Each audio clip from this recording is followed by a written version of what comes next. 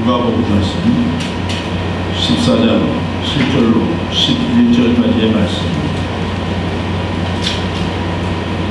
누가복음 14장 7절에서 11절까지의 말씀 공독하겠습니다. 청함을 받은 사람들의 상주와 택함을 보시고 저희에게 비유로 말씀하여 가라사대, 네가 누구에게나 혼인잔치에 청함을 받았을 때에 상좌에 앉지 말라. 그렇지 않으면 너보다 더 높은 사람이 청함을 받은 경우에 너와 저를 청한 자가 와서 너더러 이 사람에게 자리를 내어주라 하리니 그때에 네가 부끄러워 말석으로 가게 되리라. 청함을 받았을 때에 차라리 말석에 앉으라. 그러면 너를 청한 자가 와서 너로 거치어 올라 앉으라 하게 되리니 그때야 함께 앉은 모든 사람 앞에 영광이 있으리라. 무릇 자기를 높이는 자는 낮아지고 자기를 낮추는 자는 높아지리라. 아멘. 그러나 세상을 살면서요, 이런 생각을 해봐요. 무서운 게 뭔가. 어떤 사람들은 뭐 깜깜한 어둠이 무섭다. 어떤 사람들은 뭐 테러를 당하는 게 무섭다. 그런 이야기들을 많이 하는데, 사실 나이가 좀 이제 들고 나면 무서운 건 그런 건 전혀 무섭지가 않아요. 깜깜한 게 그게 뭐가 무서워요. 하고 정말 참 좋잖아요. 그죠? 그런데 오늘 저는 성경 말씀을 보면서, 야, 이거 진짜 무서운 일이 여기에 있구나. 제가 그렇게 생각을 했어요. 뭔가 하니까 한번 생각을 표면적으로만 이해를 해보자고요. 큰 혼인잔치가 열렸어요. 잔치가 열렸는데, 나도 잔치에 초청을 받은 사람인데, 잔치를 갔단 말이에요. 그런데 잔치에 가서 보니까 저쪽에 자리가 굉장히 좀 좁아 보여요. 높은 사람이 상석 같아요. 그래서 내 깐에는, 내 스스로 생각할 때는 나는 충분히 상석에 앉을 수 있는 그런 위치가 되겠구나 생각을 하고 거기에 이렇게 앉아서 잔치를 기다리는데, 아, 이게 무슨 일입니까? 주인하고 잔치가 이제 본격적으로 오픈이 됐는데 주인이 와가지고 저를 가리킵니다. 거기 당신 자리 아니야, 내려와. 세상 말로 하면 굉장히 창피하겠죠. 그러나 세월이 들어가니까 이런 것보다 무서운 일이 사실은 없습니다. 이게 얼마나 무서운 일입니까? 일생에 이런 일 경험하면 안 되는 일입니다. 거기 당신 자리 아니니까 내려와. 뭘 알고 얘기를 해, 내려와. 여러분, 세상 살다 보면서 좀 이런 일은 우리가 경험하지 않기를 바랍니다. 이거 참 정말 예측 없는 일이 우리가 아주 무서운 일입니다. 그런 생각을 제가 잠깐 해보면서 오늘 성경 말씀을 보니까 교회에는 여러 형태의 여러 모양의 성도들이 많이 모입니다. 즉 성도라고 하는 것은 우리가 거듭난 자를 이야기하는 겁니다. 다 거듭난 사람들이 나오는 건데, 거듭난 자라고 하는 것은 무엇이냐 하면 거듭남에 대한 증거가 분명히 다 있다는 거예요. 아무 증거가 없는 것이 아니라 분명히 거듭난 성도로서의 그 증거를 다 가지고 있는데, 그 증거가 증명되어지는 모습이 각자 개인에 따라 다 틀립니다. 어떤 사람의 경우는 내가 하나님을 믿고 나서 그 기쁨과 감사가 너무 충만해서 나는 앞으로 하나님을 이렇게 열심으로 섬기겠습니다 하면서 교회에 와서 그냥 여러 가지 일들을 갖다가 다 감당을 해요. 이 일, 저 일, 뭐 다 그냥 그 일들을 다 감당하는 사람들 모습이 있어요. 물론 기쁨으로 하는 사람들이에요. 자원해서 하는 사람들이에요. 그런 거 하면 또 어떤 사람은 교회에 오기가 두렵다는 거예요. 하나님을 알기 이전과 하나님을 알고 난 이후에 내가 하나님 앞에 선다라는 사실이 굉장히 두렵습니다 라고 그렇게 표현하는 사람들이 있어요. 왜 두렵습니까? 계속 하나님을 만나려고 간구하는데 자기의 삶의 모습과 여러 가지 모습들이 자꾸 자기에게 나타나고 드러나니까 이러한 모습으로 내가 하나님을 과연 바로 볼 수 있을까 하는 그런 마음 가운데에서 하나님을 두려워하는 그런 사람들이 많이 있다는 걸 봤어요. 목회적인 입장에서 바라볼 때 그럼 어떤 성도가 더 바람직한 성도이냐라고 얘기했을 때, 저 개인적인 생각은 물론 사람마다 틀릴 수 있습니다. 교회마다 일꾼이 필요한 건 분명히 맞습니다. 그러나 우리는 내가 어떤 일을 통해서 하나님께 영광을 돌리기보다는 나 스스로가 하나님께 어떠한 모습으로 다가가는가를 고민하는 그런 성도들이 되어야 되겠다라는 겁니다. 오늘날 많은 사람들이 분명하게 정답을 다 알고 있습니다. 그 정답이라는 건 뭐냐면 내가 하나님께 속한 사람이고 내가 이 교회에 등록이 되었고 내가 이 교회에서 직임을 갖고 있는 경우에는 나는 이 교회에서 더욱더 헌신을 해서 뭔가를 통해서 내 삶을 통해서 하나님께 영광을 돌려야 되겠다라고 하는 그와 같은 생각들을 하고 있습니다. 틀리다는 것도 아닙니다. 그건 분명히 정답이라고 생각합니다. 내가 하나님을 섬기고 이 교회에 들어왔기 때문에 이제 이 교회에서 내가 열심을 해서 뭘 해야 되겠다라고 하는 건 정답인데 좋아요. 문제는요, 너무 쉽게 정답에 도달해버린다. 우리가 답을 찾아나가는 그 과정이 좀 필요하다. 하나님과 나와의 관계 속에서 정말로 내가 강단에다가 물 한 컵을 갖다 놓더라도 아버지 하나님, 이 일이 하나님께 어떻게 영광이 되겠습니까? 라는 그러한 모습. 제가 여러분에게 말씀을 드렸지만 연세 드신 권사님께서 교회 식당에서 일을 하시는 거예요. 예전에는 여러분, 이건 제가 직접 본 얘기를 하는 거니까 그 쌀을 갖다가 이제 조리질을 한다고 하잖아요. 쌀을 다 조리질을 하는데 그 권사님이 그 조리질을 하면서 하시는 말씀이 있어요. 날 건졌네, 날 건졌네, 주님 나를 건졌네, 이러면서 그 조리질을 하는 거예요. 성도의 모습이 그와 같은 모습이 되어야 되는 거예요. 우리가 적어도 하나님의 전에 나온다라고 할 때는 뭔가가 이게 준비가 된 마음이 되어야 돼요. 하나님이 돈이 없는 분이 아니잖아요. 물질을 준비하고 이런 게 아니에요. 내가 하나님 앞에 어떠한 모양으로 내가 나아가야 되겠는가. 습관적인지 모르겠지만 제가 토요일마다 서신을 쓰는데 그 서신 가운데 분명히 이렇게 말을 합니다. 내일은 주일입니다. 거룩한 주의 날에 동참할 수 있는 거룩성을 우리가 유지해야 됩니다. 그런 여러 가지 생각들을 같이 한꺼번에 모아서 제가 말씀을 전달합니다. 그랬을 때 그와 같은 말씀을 받은 사람들이 어떠한 생각을 하는지는 모르겠습니다만 적어도 우리가 하나님 안에서 하나님을 고백하는 성도들이라고 하게 되면 지난 한 주간의 삶을 내가 돌이켜볼 수 있어야 되는 겁니다. 예, 토요일 밤에 열기, 금요일 밤에 불타는 불금, 이런 건 우리하고 상관이 없는 거예요. 월요일부터 목요일까지 하세요. 다 뭐. 그러나 정작 우리가 토요일이 주일을 준비할 때는 이 거룩함에 내가 어떻게 동참을 해야 되는가를 갖다가 진지하게 내가 고민을 하고, 그렇게 해서 내가 하나님 앞에 나왔을 때 하나님께서 우리에게 주시는 그 은혜가 얼마나 큰지를 모르는 거예요. 집중하셔야 됩니다. 목숨 걸어야 됩니다. 여러분 아시겠지만 지난 주일날 제가 좀 부족한 모습을 보였지 않습니까? 세상에서 제일 불쌍한 게 뭐냐라고 어릴 때 누가 퀴즈를 낸 적이 있었습니다. 뭔가 무슨 답을 말하려고 그럴까 생각해 보니까 딱 이렇게 얘기해요. 호랑이 똥 싸고 죽은 거예요. 그게 제일 불쌍한데요. 그래서 이것도 무슨 소린가. 지난 주일날 마지막 폐회 찬송을 부르는데 한 4절 들어가니까 혓바닥이 말려요. 찬송을 부를 수가 없어요. 여러분 아시겠지만 찬송을 할 때 제가 참 힘차게 부릅니다. 기쁨으로 부릅니다. 이 배에 힘이 들어가 복호흡을 하면서 부르는데요. 힘이 쑥 빠지는 거예요. 아무 그렇게 소리 하나를 낼 수가 없어요. 어떻게 축도를 했는지도 모르겠어요. 그냥 축도를 할 때는 이 손이 올라가지도 않아서 아마 이랬을 것 같아요. 올라가지도 않고 그런데 그렇게 해서 겨우 해놓고 곧 쓰러질 것 같으니까 이 쓰러지는 모습을 또 보이기는 싫은 거예요. 이렇게 2층 숙로 올라가서 쓰러졌어요. 근데요, 그 와중에 뭘 제가 하냐면 아십니까? 어떤 분들은 사실은 그래요. 우리가 제가 여행을 다니다가 죽음의 고비에 있을 때 눈에 보여지는 것들이 있었어요. 뭐냐 하면 지난날에 사람들이 보여지게 되고 가족들이 보여지게 되고 지인들이 보여지게 되고 막 그런 일들을 경험하셨는데 그날은 그런 게 전혀 없었어요. 제가 그렇게 큰 어려움을 당한 게 한 2번 있었거든요. 그런데 그날은 이렇게 유치해 와서 쓰러지면서 막 헛구역질이 나면서 뭐 아래로 난리가 나고 막 이런 상태인데 하나님께 기도하는 거예요. 하나님, 오늘 설교 중에 제가 뭐 잘못 전달한 거 있습니까? 아버지 이게 무슨 일입니까? 말씀해 주십시오. 그러면서 습관적으로 입에다 손을 잡았습니다. 입이 돌아가지 않았나. 아버지 감사합니다. 말씀을 실현을 한 건 아닌 것 같습니다. 감사합니다. 딱 2가지죠.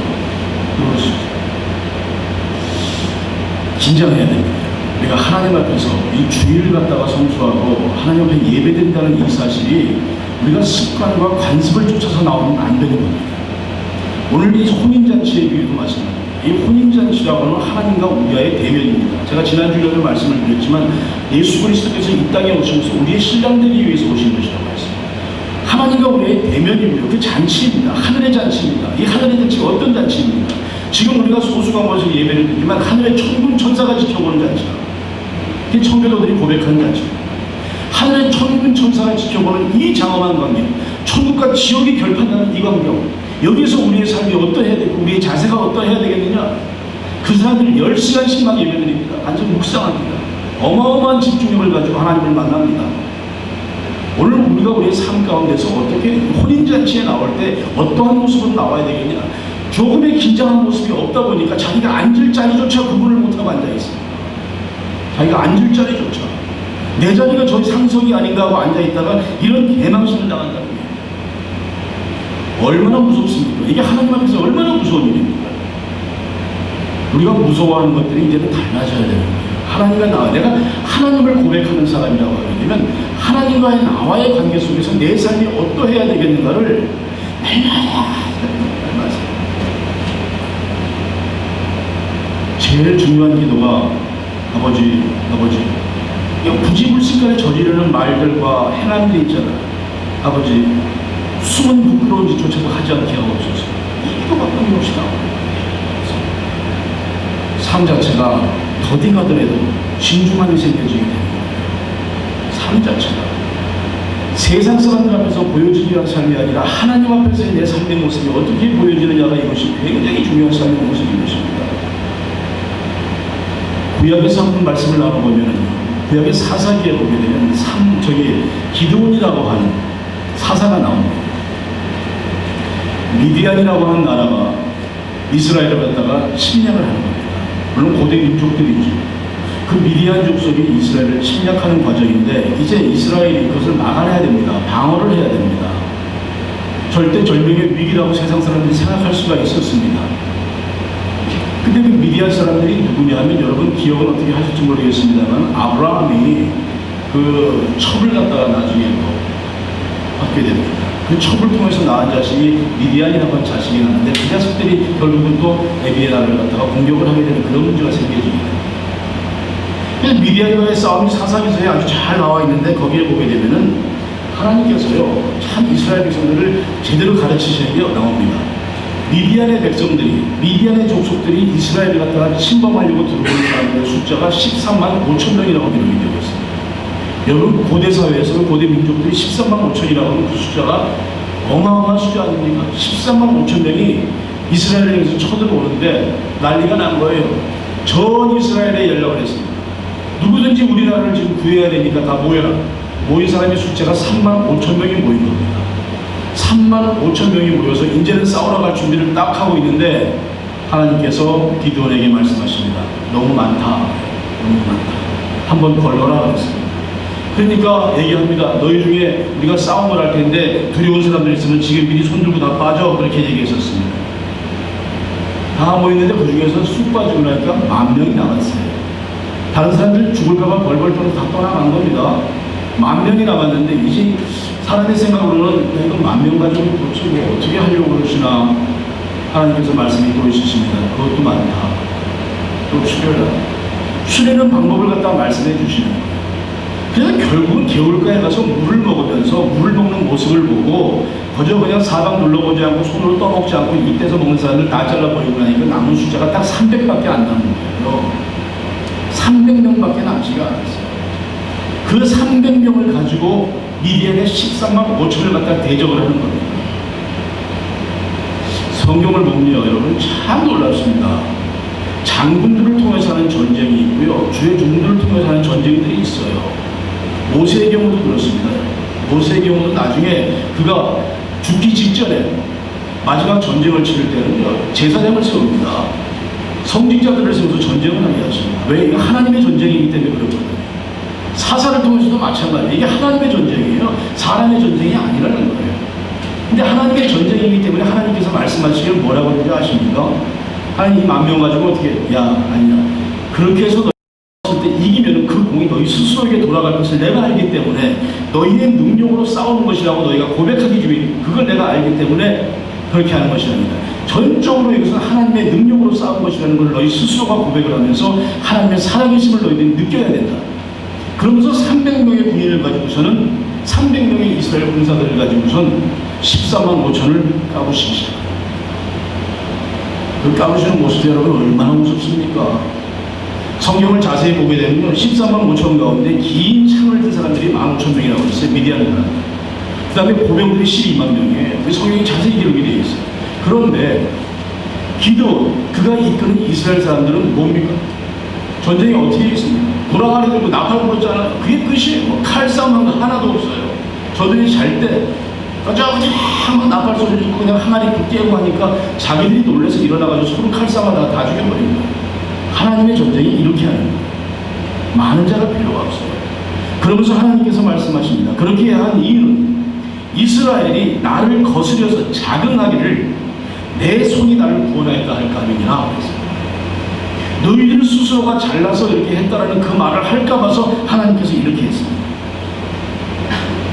고린도전서를 보게 되면 1장 29절에 이와 같은 말씀이 있습니다. 이는 아무 육체라도 하나님 앞에서 자랑하지 못하게 하려 하십니다. 여러분, 우리가 하나님 앞에서 자랑할 거 하나도 없습니다. 하나도 없습니다. 오늘 우리 선교사님들 기도하셨습니다. 사도 바울이 갈라디아서 6장 14절에 분명히 말씀하셨지 않습니까? 나는 오직 내 몸에 예수 그리스도의 흔적만 있기를 내가 원하노라 그랬습니다. 그것이 섬기는 자들의 모습이고요. 그것이 여호와 하나님 앞에서 새롭게 거듭나는 그러한 사람들의 모습입니다. 여호와 앞에서 나는 오직 내 안에 예수 그리스도의 십자가 외에는 결코 자랑할 것이 없느니라. 결코 자랑할 것이 없느니라. 여러분, 우리가 정신 바짝 차려야 됩니다. 정신 바짝 차려야 됩니다. 제 집사람이 여러분 아시겠지만 조금 여기 없으니까 얘기하는 거예요. 짜장면 가져왔어요. 우리 집사람이 이 사람이 가끔마다 톡톡 뱉는 말이 무서워요. 오늘도 이렇게 있으면서 서재에 앉아있으니까 오더니와는 사고들이 하는 소리가 다른 얘기 안 한다고 오빠를 잘하세요. 죽기 싫으면 그러는 거 깜짝 놀랐어요. 무슨 소리야? 오빠를 잘하세요. 내가 어느 때인데 지금 물어봤어요. 때가 어느 때인데 제가 말씀을 드릴게요. 어느 때인지를 말씀을 드릴게요. 주중에 저한테 연락들이 많이 와요. 지금도 예배 중에도 카톡이 막 들어와요. 교회를 옮긴 소식이 우리가 로고스 교회가 이렇게 공개되는 모습이 보여지고 있어요. 주중에 전에 우리가 169가 선교관에 있을 때도 그랬는데 주중에 또 연락이 왔어요. 역시 마찬가지입니다. 사람을 몰고 다니는 사람들이 있어요. 누구 브로커처럼 사람같이 데리고 다니는데 자기가 장로예요. 사람 몰고 다녀요. 그러면서 로고스 교회 들어왔으니 같이 우리가 들어오면서 자기 장로 자리 그대로 다 데리고 오겠다고 23명 데리고 들어와요. 만나자 그래서 만났어요. 어렵게 만났는데 또 그런 소리를 해요. 구역질이 하는 거예요. 도대체들 왜들 이러고 사나 싶은 거예요. 내가 안 들은 걸 하겠습니다. 지금 때가 어떨 텐데 이런 생각들을 하고 살지 모르겠어요. 가면 뭐 교회가 어떻게 부흥이 되고 뭐 어떻게 하고 뭐 다 얘기하는 거예요. 그게 신앙입니까? 그게 자기 신념이에요. 그런 사람들 교회에 100명 모여봐야 그 소용 없습니다. 신앙이라고 하는 것은 하나님 안에서의 순종이거든요. 근데 그런 모습은 없이 그냥 엉뚱한 소리를 하는 것이겠어요. 그의 말 가운데 하나님을 자랑해야 되는데 하나님을 자랑하지를 않아요. 자기를 통해서 행하신 하나님의 행한 일을 자랑하고 앉아있는 거예요. 이렇게 일들을 자랑하는 거예요. 어느 교회도 내가 세웠고 어느 교회 세웠고 개똥 같은 소리를 막 하고 앉아있는 거예요. 교회가 건물이 있으니까 관리할 사람이 필요하겠죠. 다 근데 종사하는 분들이에요. 노동에도 왔다 갔나 봐요. 노동 뒤에는 쓰레기 다 보고 갔어요. 데몰리션 한다고 그거 다 치워준다고 얘기하고요. 여러분 무섭습니다. 아주 지금 때가 이거예요. 우리가 어떻게 해야 되겠냐? 어떻게 해야 되냐? 착각하지 말아야 됩니다. 신앙생활은요. 나 자신을 믿는 신뢰의 그 지수에 따라서 결정되는 게 아닙니다. 자기 신뢰의 지수에 따라서 신앙이라고 생각하는 모양인데 아니에요. 하나님께서 나를 어떻게 믿느냐를 따라 그 하나님의 신뢰의 지수가 그게 맞는 신앙생활입니다. 우리가 착각합니다. 나 자기 자신의 신뢰의 지수를 믿다 보니까 혼인잔치에 가서 앉는 자리가 상석에 떡하니 앉아있는 그런 일들이 생겨지게 됩니다. 혼인잔치의 주인이 누구십니까? 만군의 여호와 하나님이십니다. 신랑 대신 예수가 오셨습니다. 그를 맞이하는 겁니다. 거기에 또 맞이하는 것을 감사하고 축하하기 위해 하객들입니다. 이러한 자리에서 행하지 않아야 되는 그런 일들을 갖다가 여기서 막 행하고 있다는 것을 우리가 분명히 알아야 되겠다. 성경 말씀이라든가 우리의 신앙적인 삶의 모든 경륜들은 먼저 자기 신앙을 합리화시키는 하나의 보조 제조로만 사용되는 거예요. 자기의 삶에 대한 진실한 고백들이 없는 거예요. 어떻게 그것을 우리가 신앙인이라고 얘기할 수가 있겠습니까? 예수님 당시에도 이와 같은 일이 있었던 거예요. 이런 일이 있다 보니까 오늘 성경에 이와 같은 본문 말씀이 나오고 있는 겁니다. 여러분, 우리 크리스찬들은요, 기독교인들은요, 하나님의 자녀들이에요. 우리 삶으로 하나님을 증거해야 돼요. 내 삶이 하나님을 갖다가 증명해야 돼요. 그런 것이 아니면 우리 크리스찬들이 아니에요. 하늘이 뒤쪽 나도요, 절대 진리는 하나입니다. 여호와 하나님으로 인해서 내 안에 계신 하나님이 나를 통해서 증거가 돼야 돼요. 교회 일이 어디 그렇습니까? 일을 하다 보면 사람의 눈치를 보게 되는 거죠.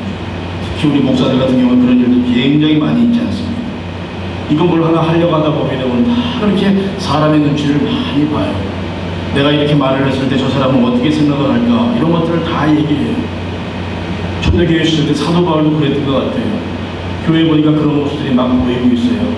사도 바울이 얘기합니다. 디모데후서입니다. 에게 나옵니다. 네가 이것을 알아라. 말세에 고통하는 때가 이르니 사람들은 자기를 사랑하며 돈을 사랑하며 자긍한다라고 했습니다.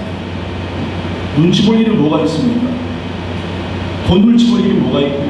있는 자들의 눈치를 볼 일이 뭐가 있습니까? 교회 안에서. 이러한 일들이 생겨지게 되는 거예요.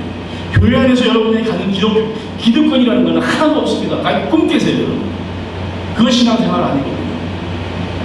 가장 큰 기득권은 뭐냐면 순종밖에 없어요. 순종이에요. 헌신이에요. 하나님 앞에 그런 모습으로 나아가야 돼요. 그게 우리 성도들의 온전한 삶의 모습이 되어야 돼요. 물론 사회적으로야 존경받죠.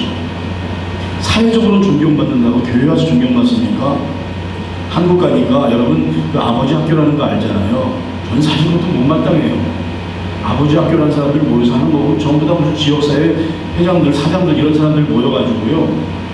훈련 가고 발 닦아주는 운동하는 건데요. 그게 뭐냐면 교회에서 세신자들 들어오거나 무슨 행사 있으면은 그 잘하는 교회가 서로의 그 동그라미를 시작하는 교회가 있어요. 그걸로 해서 그 교회가 참 컸는데 보면 회사에 뭐 회장님들, 뭐 조그만 회사의 사장님들 이런 분들이 다 그 그룹이 결성이 돼 있어요. 그 선교팀들이. 그래가지고서는 세신자 오게 되면은 식당 같은 데 가면 테이블도 교회 식당도 잘 해놨어요. 거기서 그분들이 아침만 들고 서빙을 하는 거예요. 우리 교회 오셔서 감사합니다. 야, 길바닥에서는 내가 맨날 빗자루질하고 있는데 저 사람 침탁탁 뺏고 다니는 사람인데 이 주일날 오니까 저 사람이 나한테 인사를 90도로 하고 서빙을 해주네. 야, 이거 괜찮네? 전도의 방편으로 쓰는 거예요. 그러면서 얘기합니다. 우리 교회는 교수가 몇 명이고 박사가 몇 명이에요. 가증스러워요. 그러면 안 돼요.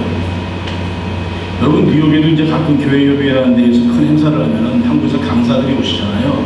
그 강사분들이 오실 때 별의별 일이 다 있습니다. 그냥 회의성을 가지신 분은 라가디아 크라운 호텔에 한번 오셔가지고선 거기서 수술을 좀 하셨는데 제가 언제 계속 신문을 했으니까 이제 기자의 자격으로 취재를 하러 갔습니다.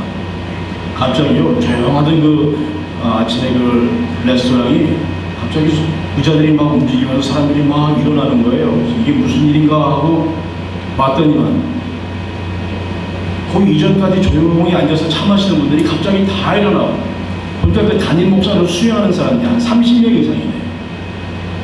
교회에서 다 끌고 온 거예요. 우리 담임 목사가 딱 보이니까 전부 그 자리에서 일어나서 딱 인사합니다. 기자가 아니더라도 정신이 멀쩡한 사람의 눈에는 그게 정상적으로 보이면 안 됩니다. 그런 일이 있습니다. 또 있습니다. 나이도 같아요. 이 친구를 데리고 오는 사람들의 레벨이 말이죠. 대단한 거야. 전 해군 참모총장서부터 죄다 끌고 와서 그렇게 소개를 해. 우리 교회 장로님입니다. 소개를 안 해. 이분이 전 해군 참모총장 누구였고 우리 교회 장로 이렇게 얘기를 해요. 이게 무슨 교회냐 말이에요. 교회가 혼인잔치에서요, 제가 왜 이렇게 극단적인 말씀을 드리냐면 혼인잔치에서 자기의 자리를 제대로 찾지 못하고 앉아있는 자들, 그러한 자들이 있는 것은요 온전한 잔치가 아니에요.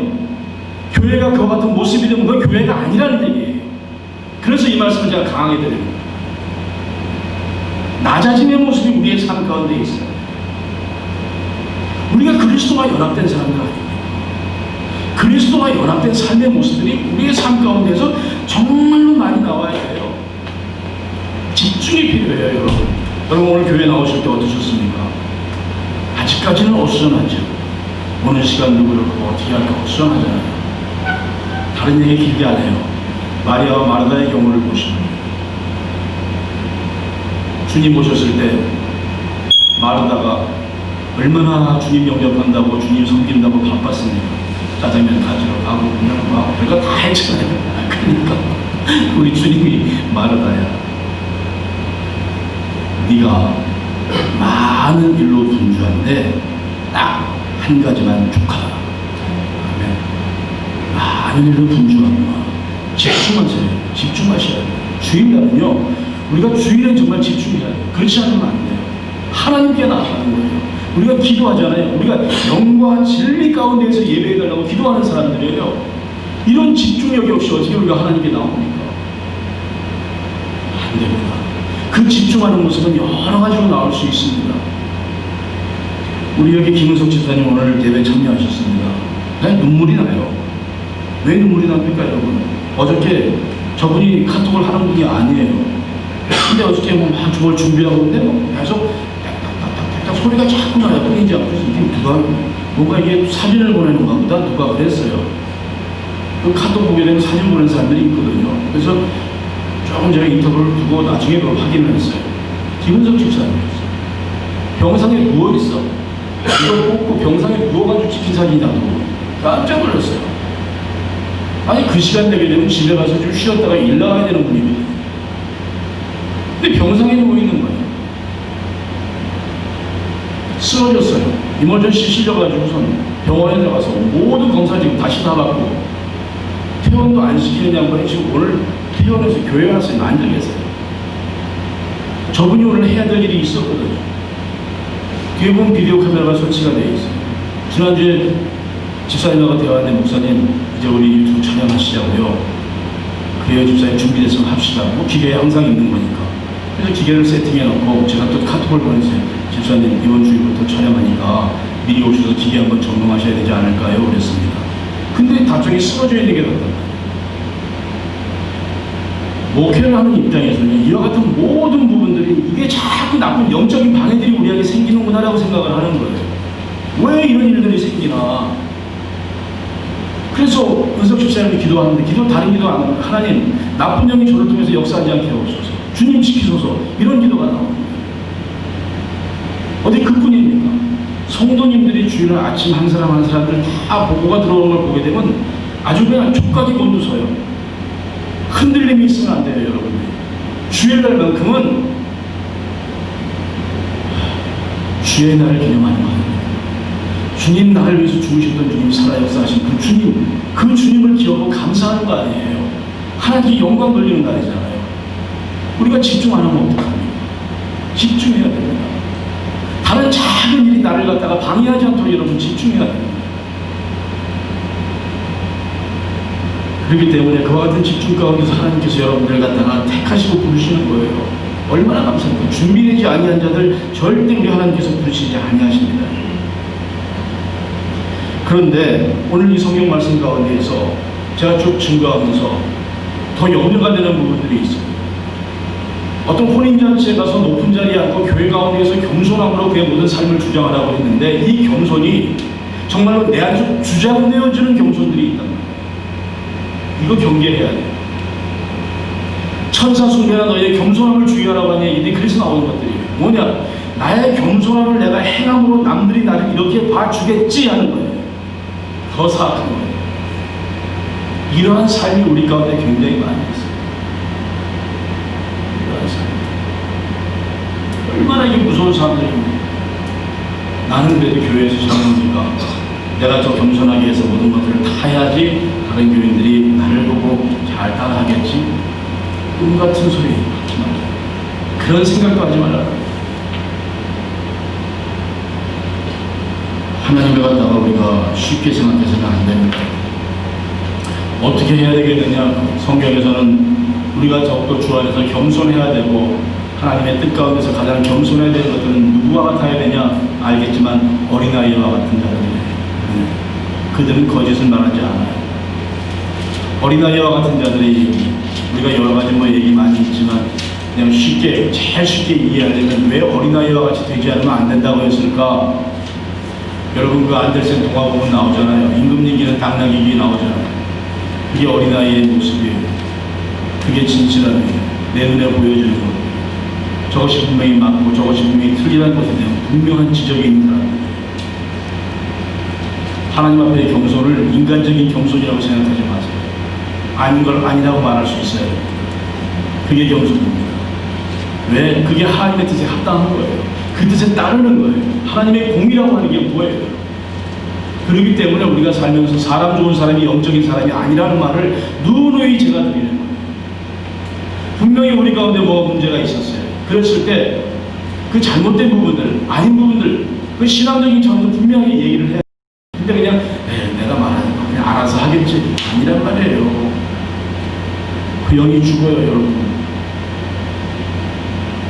전하는 데 그런 모든 스킬도 필요하겠습니다만 우리가 다시 이제 마지막으로 점검을 다시 한번 하십시다.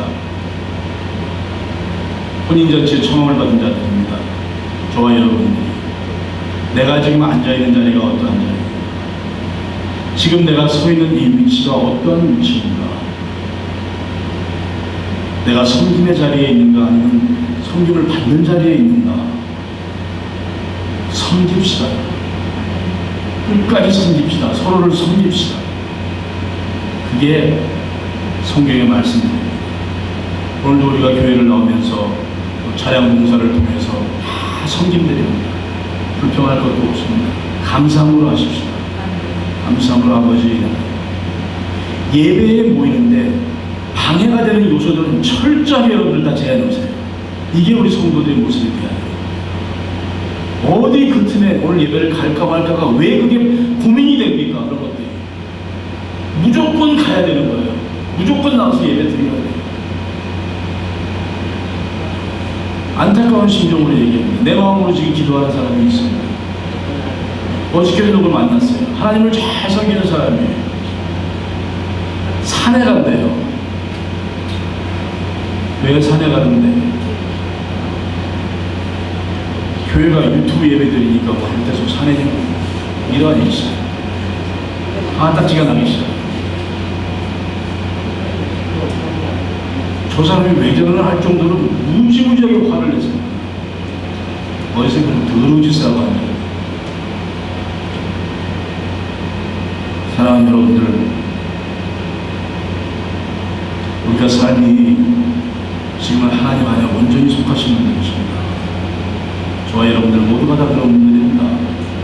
하나님이 여기까지 여러분들 같이 우리 인도해 왔지 않습니까? 얼마나 감사합니까? 얼마나 귀합니까? 여호와 하나님한테 더욱더 집중하시고 매 순간순간 혼인잔치에서 내가 앉을 자리를 정확하게 보세요. 함께 섬기는 모습입니다. 내가 그렇게 섬길 때 하나님께서 우리를 영광의 자리에 다시 분명히 세우십니다. 그것이 가장 중요한 거예요. 행여라도 지금 내 모습 가운데서 하나님의 이름이 모욕당하고 있지 않을까, 행여라도 내 모습 때문에 하나님 영광 가려지지 않을까. 교회는 그거를 생각하고 그것을 고민하는 것입니다. 모여서 오늘 뭘 먹을까가 고민하는 것도 아니고요, 모여서 어떻게 놀까를 고민하는 것도 아니에요. 하나님과 나와의 관계를 철저하게 돌아볼 수 있는 여러분 되셔야 됩니다. 한 방에 갑니다. 한 방에. 무섭더라고요. 여러분. 무섭더라고요. 저는 감사했어요. 확 쓰러지는 순간에 부끄러운 얘기지만 다 해야죠. 이게 또 유튜브로 올라가면 또 센세이션을 일으키는 사람이 죽을 때가 되니까 똥을 싸더구만요. 맥이 쫙 빠져버려요. 정신이 몽롱해져요. 하나도 없어요. 감사했어요. 그런데 입을 만집니다. 사실은 제가 목에 이 진단서를 가지고 저는 가면 장애인 판정을 받는 사람이에요. 양쪽 어깨 나가면 상관없는 목에 신경줄이 다 터져서 눌려가지고 엉망이거든요. 그러니까 제가 책상 앞에 앉아있는 시간이 길어지면 길어질수록 제 몸뚱이가 망가지는 거예요. 어떻게 이 지경을 하고 사냐고요. 수술을 하면 어떻게 의사분은 당신이 몇 퍼센트 개런티 할 수 있는 70% 얘기해요. 어떻게 하는데 여기다 뭐 수유도 받고 뭐 다 하는데 나 하나 물어봤어요. 스피치 하는데 보이스에 문제 없겠냐. 그러니까 그건 걔가 좀 못한대요. 하지 마라. 조심하지 마라. 나이가 들어서 이제는 은퇴를 생각해야 될 나이에 개척을 시작해서 우리가 지금 나아가는 사람들입니다. 남들은 어떻게 보는지 몰라도 하나님께서 나를 바라볼 때는 분명히 맡기신 사명이 있기 때문에 이 일을 허락하신 거라고 저는 분명히 믿습니다. 그런데 퍽 자빠지고 나니까 그게 제일 걱정이 되는 거예요. 사명 감당하지 못하고 하나님 앞에 섰을 때 어디서 무슨 꼴로 내가 쓰겠냐. 이제까지 나를 살리신 하나님. 입을 만지니까 입이 안 돌아갔어요. 얼마나 감사하든지요. 주변에 보면 입 돌아간 친구들 많이 있어요. 하나님, 내가 뭘 잘못했습니까? 설교 때 뭐 잘못한 게 있습니까? 왜 나를 이렇게 흔드십니까? 아찔했습니다. 이런 일들은 우리가 살다 보면 다 경험할 수 있는 일들입니다. 우리 윤석 집사님 보세요. 얼마나 호대가 저신 담당하신 분이십니까? 저분이 1년에 한두 번, 서너 번 쓰러져요. 내가 알기로. 기도하셔야 돼요. 정말 우리 성도들이 기도하셔가지고 우리에게 맡겨진 사명탄을 잘 감당할 때까지 이런 일을 거두어달라고 기도해요. 모두가 다 그래요. 우리가 믿음의 비밀들을 가지고 있는 사람들 아닙니다. 사랑하는 성도 여러분들, 오늘 말씀에 우리가 중심되었는데 매번 참여하는 혼인잔치, 이 혼인잔치에서 나의 자리, 나의 역할이 무엇인가 분명히 생각하십시오. 절대로 교회 안에서 오버하지 마세요. 순종이 정말 귀합니다. 제사보다 낫다고 하지 않습니다. 그 순종의 모습, 철저한 순종의 모습으로 우리가 하나님의 그 영광을 도모할 수 있기를 다시 한번 간절히 부탁을 드리겠습니다. 기도합니다. 걸어가신 여호와 아버지 하나님, 혼인잔치의 비유를 통하여서 안타까운 심정으로 우리에게 말씀하심을 우리가 듣습니다. 여호와 아버지 하나님, 말씀하신 이 귀한 말씀들 우리의 마음 가운데 온전히 새기게 하옵시고, 이 말씀으로 우리가 하나님 앞에서의 온전한 삶을 살아나갈 수 있도록 주여 저희를 인도하여 주시기를 간절히 바라고 간절히 원합니다. 여호와 아버지 하나님, 기도합니다. 육신의 불편한 그 몸이 긁고서도 오늘 주일 예배에 참석한 사랑하는 귀한 아들을 우리 아버지 하나님 온전하게 세워주옵소서. 강건케 하여 주시옵소서. 감당할 일이 많이 있어오고 해야 될 일들이 많이 있습니다. 아버지 하나님, 굳센 용사로서 든든하게 세워주시기를 간절히 바랍니다. 또한 아버지 하나님, 오늘 모든 예배를 통하여서 예배를 섬기는 사랑하는 귀한 심령들이 있습니다. 이 귀한 잔치에서 내가 할 역할이 무엇인가를 분명히 깨닫게 도와주옵시고, 철저하게 우리 인간적인 모습을 아버지 숨기게 하여 주옵시며, 오직 하나님의 영광만 드러내기 위해서 최선의 삶을 살아나가는 저희 모두가 되게 해 주시옵소서. 감사하며 예수님의 이름 받들고 기도드리옵나이다. 아멘.